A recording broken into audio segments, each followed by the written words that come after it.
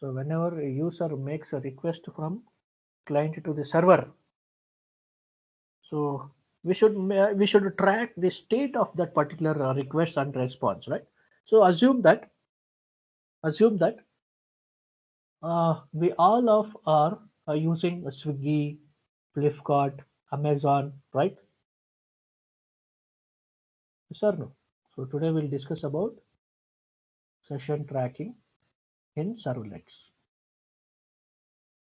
Okay, session tracking in servlets. So what is this session? What is this session? First we'll go one by one.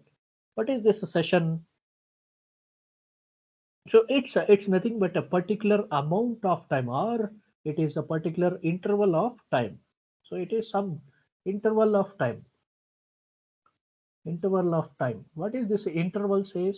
Suppose let us take 2 to 3 or 2:10 to 3:05, right? Suppose for example, if I take our class only, what is the interval of our class? 3:10 to 4 o'clock, right? So this is what a session timings we are having. Similarly, whenever a user, whenever a user logs in, whenever a user logs in and he logs out, right? Whenever a user logs in and logs out, so we should maintain this, we should maintain the tasks of this user, so that we will call it as a session tracking, right? Session tracking. So session is the interval of time, that is from here to here, this time interval we will call it as a session. And what are the tasks we are performing with this interval of time, that we will call it as a session tracking. So session tracking begins once a login done by the user until he logs out from the application, right? For example, we will just take our Flipkart, right? For example, we will just take our Flipkart, right? If I take this Flipkart, so whenever a user logs in, a session ID will be created for him, and session object is also created. Kindly observe here, so that you'll get some idea where the sessions will be uh, used and what is the task of the sessions, right? So whenever we log in into the Flipkart, whenever we log in into the Flipkart or Amazon or Swiggy, whatever it may be, okay? So a session ID will be created. This is used to identify the user, and session object will be created. Okay, session object will be created. Now assume that in a list of the items I selected some three items. Okay, in a list of items I selected some three items. So I will store this in my cart. Okay, I will store this in my cart. Okay, so when I'm storing this in my cart, so this whatever the items we are storing, that will be taken care by this session object. Now the server is not responsible for this. The web container what we are having, the web container will create a session objects for each of the uh, session IDs. Okay, whenever a session is created, a session ID will be created and a session object will be created. Whatever the transactions or whatever the requests or responses which are happening through this session ID, complete thing will be stored inside this session object. And up to where? Up to he logs out. Up to he logs out. So once he logs out, then the session will be closed, right? Now, for example, I will take the Swiggy. Okay, I will take the Swiggy and I will order some food in that Swiggy. Once I order the food, once I confirm the food, soon immediately a Google map will be displayed for us, right? So it will be showing where is my food, to where it's reached, at what time it will be coming, right? So this is what the session tracking. Similarly to the applications, so we should keep track of all the tasks which are done. Means we should keep track of all the information, some type of information which is happening in that particular interval of time, that we will call it as session tracking in servlets. Okay, so we know that HTTP is a stateless protocol, right? HTTP is a stateless protocol.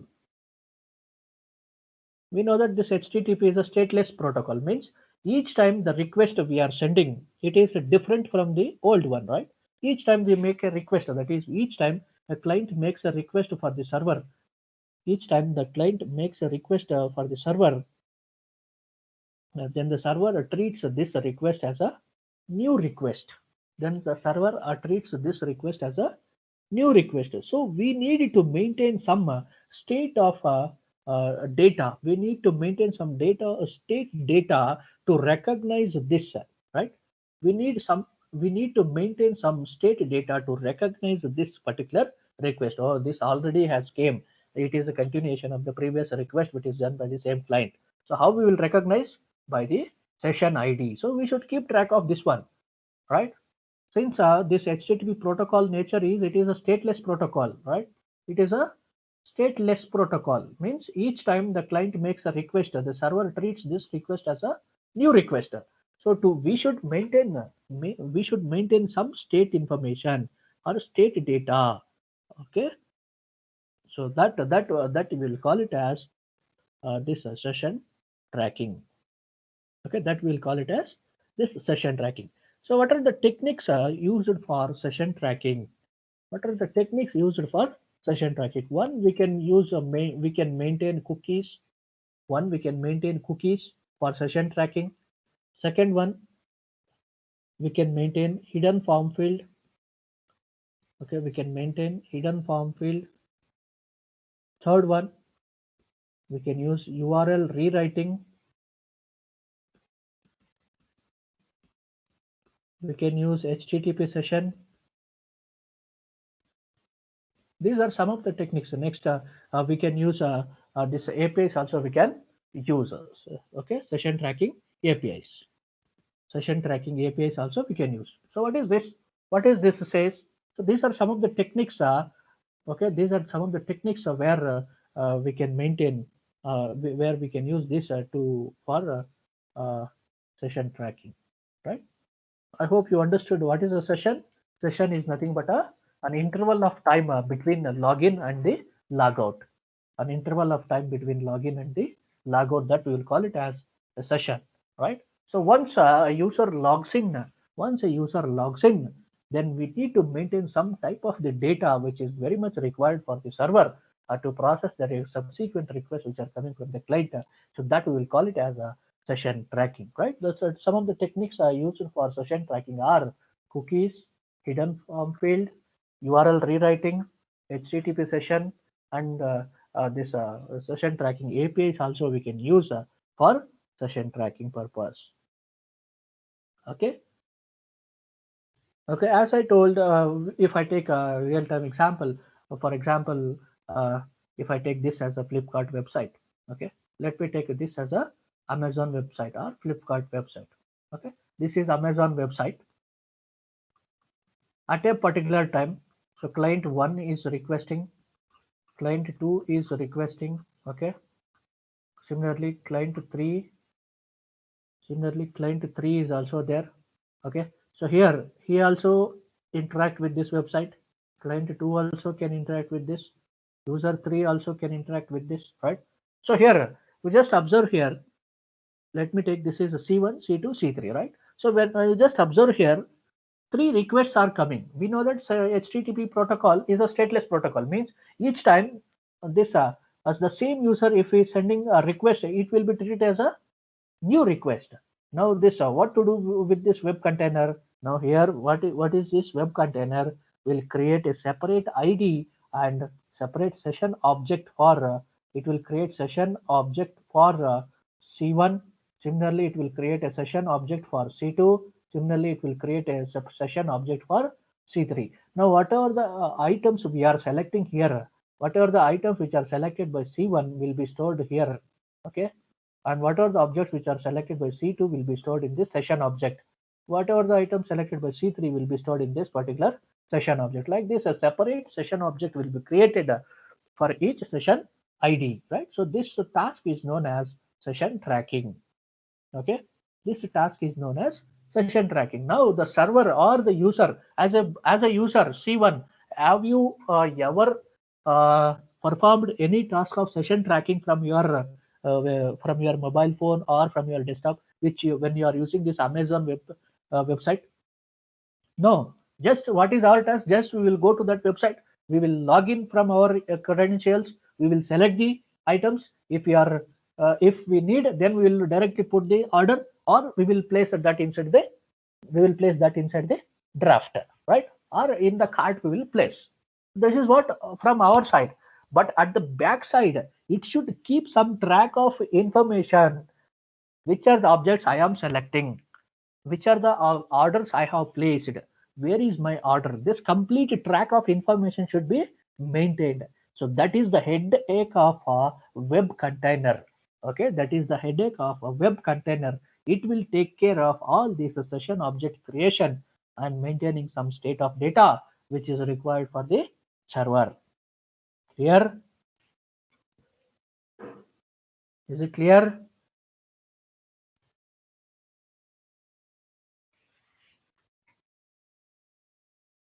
Okay. Yes, sir. Now, how to create a session? How to create a session? This get session method is there inside this HTTP servlet request.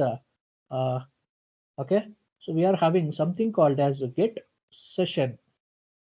Get session method is there, which is there inside the HTTP servlet request, which is there inside the HTTP servlet request.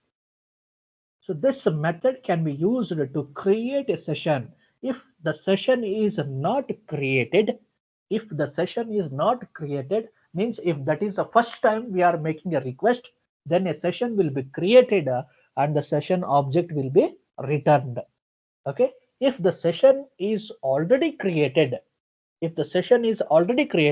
then it will return the same object. Kindly remember. Okay, this get session method which is there inside the HTTP servlet request class, it is there, which can be used to create a session. So this will return the session object if it is already created. Okay, if it is already created, so that will return the session object. If it is not created, it will create one and that session object will be returned. This object can be used to store a set of bindings that associate the names with the objects. Okay, so it will return the session objects. So this can be used to store the set of bindings that can be associated with the names with the objects. That is what I told. So this object, you just observe here. So this object has been created. That is used to store a set of bindings that are names associated with this particular object. So just see C1, whenever the C1 session object is created, whatever the interactions done by the C1, complete thing is stored inside the session object C1. Okay, so like this. Okay, so what are the bindings? What type of bindings can be stored here? Okay, what types of binding? That is what this one. So we are having some more methods to manage these bindings. One is a set attribute method is there. Okay, set attribute method is there. Similarly, get attribute method is there. Okay, get attribute method is there. Similarly, get attribute names.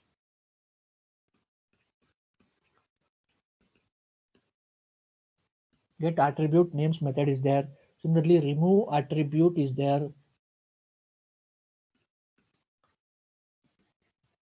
Okay, all these are used for session management, HTTP session management. Okay, all these are set attribute, get attribute names, remove attribute. All these are used for session management. Okay, right. So what is this session set attribute? Okay, it is used to set the session object. It is used to set the session object. Similarly, we are having get attribute. For example, here the attribute is C1. To get this attribute, that is session object, which is associated to the name of the session. So for that we are using get attribute, right? So this is what simple things how we can create sessions. How we can create a session and the session object. So kindly remember, get session method is used to create a session object. It will return the object if it is there. If it is not there, it will create a new one and that object will be returned. Okay, that object will be returned. Now let us see an example.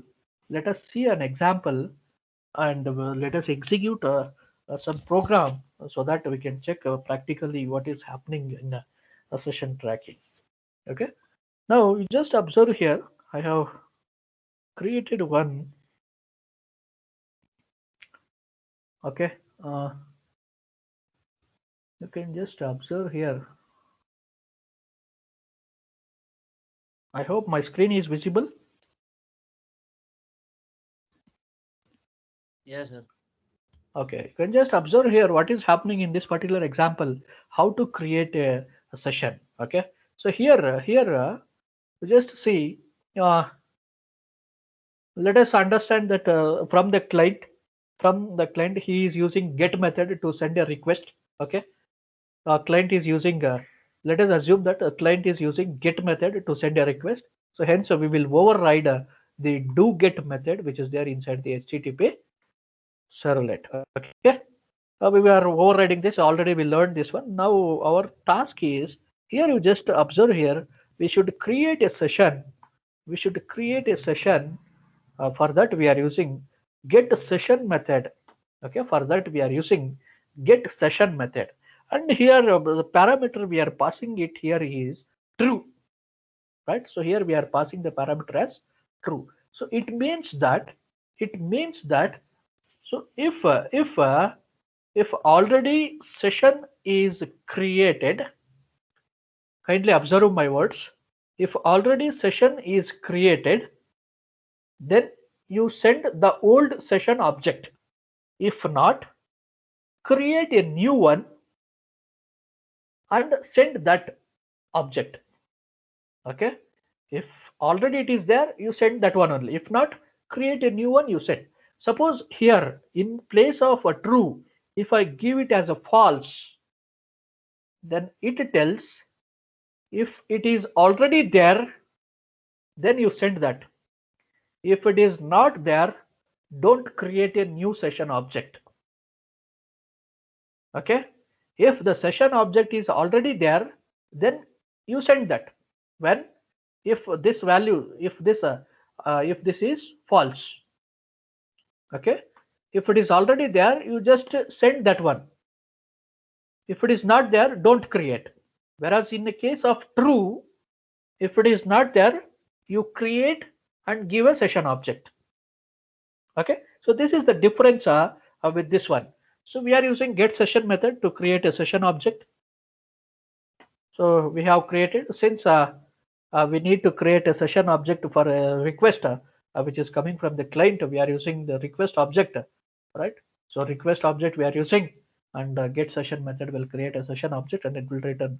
So now the session HTTP session object is created, and it is in this reference variable HS, right?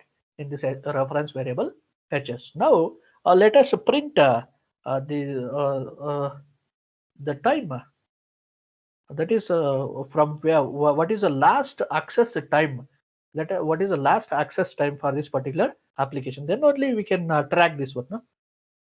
Right, so anyhow, so we are telling the browser that the response will be of type of text or HTML, right? And next we are obtaining the print writer stream.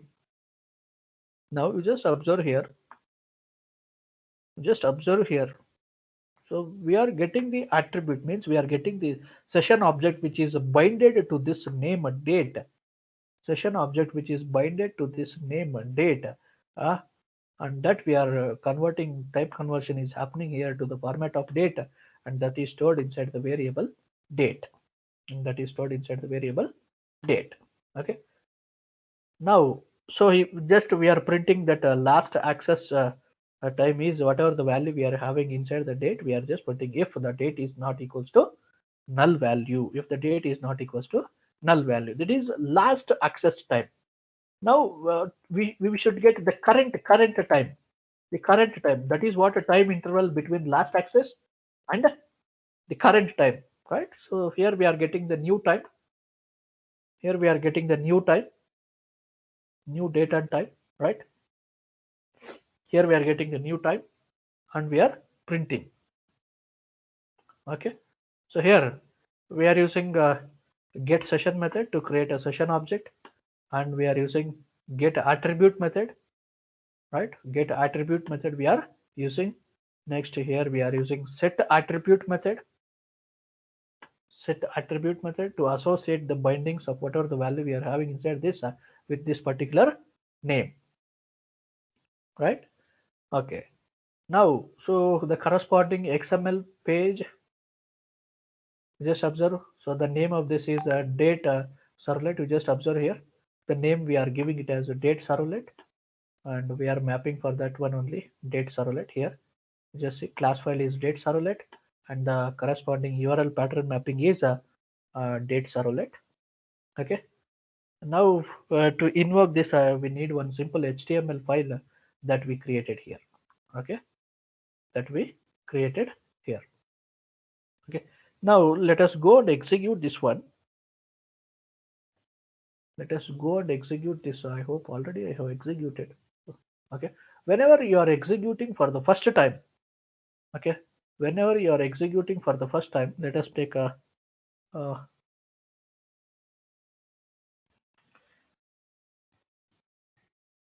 okay, so localhost, yes, what is that name of the project? It is uh, session tracking,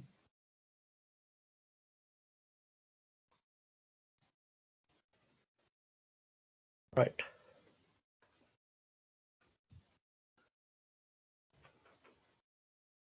Session tracking.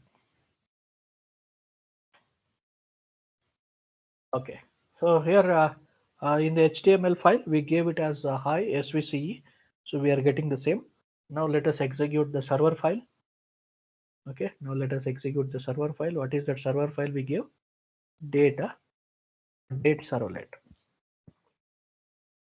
right? The server file is date servlet. Just to see, first time whenever we are executing, the last access time is not there, right? It is null. According to our program,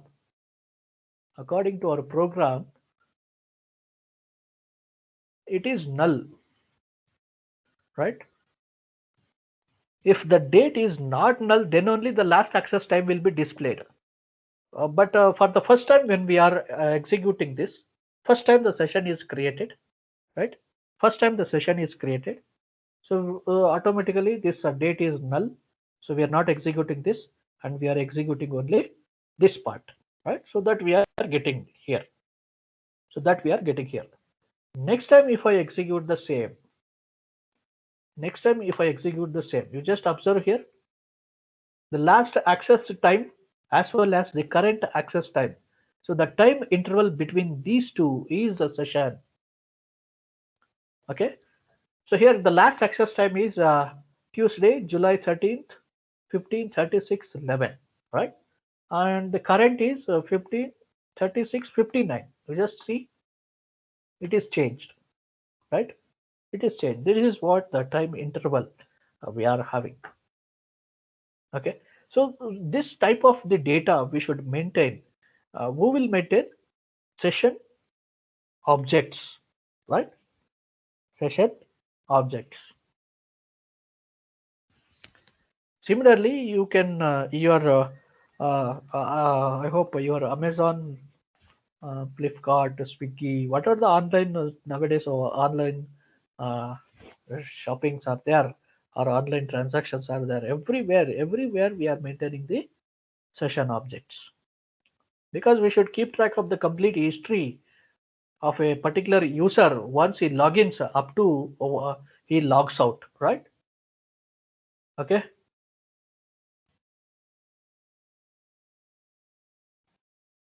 clear? Any doubt? I'll just stop this.